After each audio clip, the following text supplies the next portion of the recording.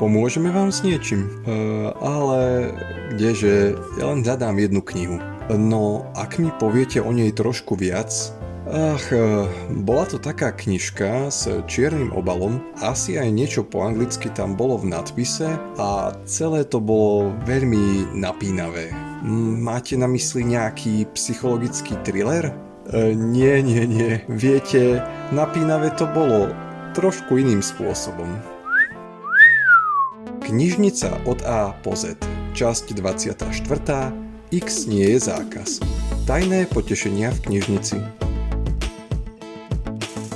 Na čo by existovali knižnice, ak nie na rozširovanie obzorov? A v istom zmysle sme tu tiež preto, aby sme búrali spoločenské predsudky. V prípade, že nejde o vekové obmedzenie, radi ti vydáme akúkoľvek knihu, o ktorú prejavíš záujem. Či už ide o šteklivý román s pusinkou na obale, publikácie o pristáti lietajúcich tanierov alebo len obyčajnú detskú encyklopédiu v rukách dospelého čitateľa. Sme radi, keď sa každá z kníh dostane do cieľovej destinácie.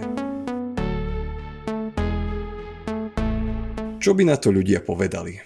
Oddychový ženský román v rukách muža. Čitateľka zas siahne po prehľade najvýznamnejších bojov druhej svetovej vojny. Chlapec si z regálu vyberie príhody malej zverolekárky Julinky a jeho sestra beží po príručky o Robloxe a Minecrafte. Hotová knižná Sodoma a Gomora.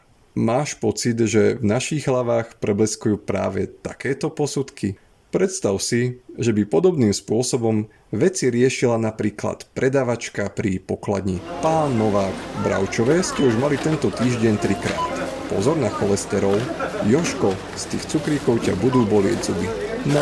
Zober si radšej mrkvičku. Jasne a stručne. Pokiaľ máš na daný titul dostatočný vek a chuť do čítania, naše myšlienkové pochody ťa nemusia nejako trápiť.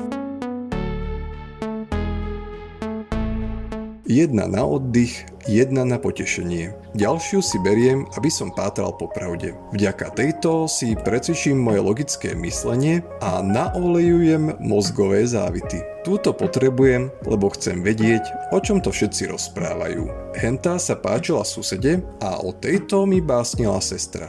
Na každé lebo nemusí existovať relevantné prečo. Koľkokrát prídeš a povieš nám, že sa na túto konkrétnu knihu momentálne necítiš. Výber kníh je často o intuícii, aktuálnych pocitoch a o všetkom ostatnom, čo ťa v danej chvíli ovplyvňuje.